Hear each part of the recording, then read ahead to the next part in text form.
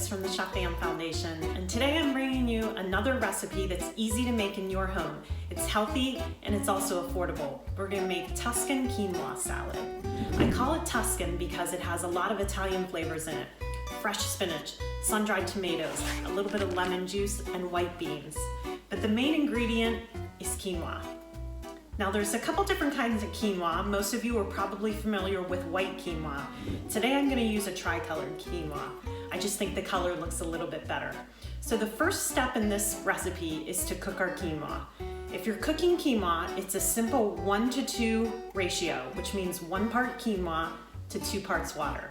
The recipe that I'm making today calls for 1.5 cups of quinoa and 3 cups of water.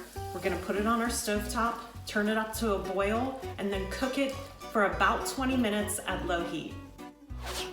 So here's a little tip on how I think quinoa cooks the best. I like to cook my quinoa uncovered. I bring it to a boil, turn it down to low, cook it for 20 minutes until the water is absorbed. Then I take the pot off the heat, put a lid on it, and let it sit on the side for about 5 minutes.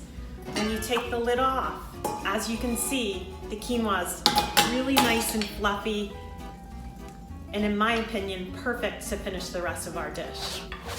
So it's time to assemble our Tuscan quinoa salad, and the rest of the recipe is really quite simple. So I'm just going to add my fluffy cooked tri-colored quinoa to the bowl. Now if you're not familiar with quinoa, quinoa is packed full of protein. It has a slightly sweet yet nutty flavor, and it's pretty easy to cook. Next, I'm going to add 1 jar of sun-dried tomatoes. I bought the sun-dried tomatoes that are packed in oil, and I reserved the oil. We're gonna set that aside, and as you'll see, it'll be part of our dressing. I'm gonna add 1/4 cup of grated Parmesan cheese and about 4 cups of fresh spinach. Next, I'm gonna add 1 can of white beans. You can use any kind of white beans you like. I chose Great Northern beans that are low sodium, and I also like to drain and rinse my beans before I use them, just so I can control the amount of salt that goes into my dish. And then I'm simply just going to give it a stir and get all of the ingredients mixed well together. And our last step is just to make a simple dressing for the quinoa salad. So I'm using the juice of 1 lemon. You're looking for about 1/4 cup. I'm using the reserved oil from my sun-dried tomatoes, which I think packs a little extra punch.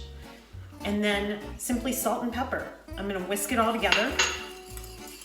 I've used just a teaspoon of cracked black pepper and about 1 tablespoon of salt. Whisk it together good to get a nice emulsion. And then I'm just gonna pour this over my quinoa salad and incorporate the dressing into the rest of the ingredients.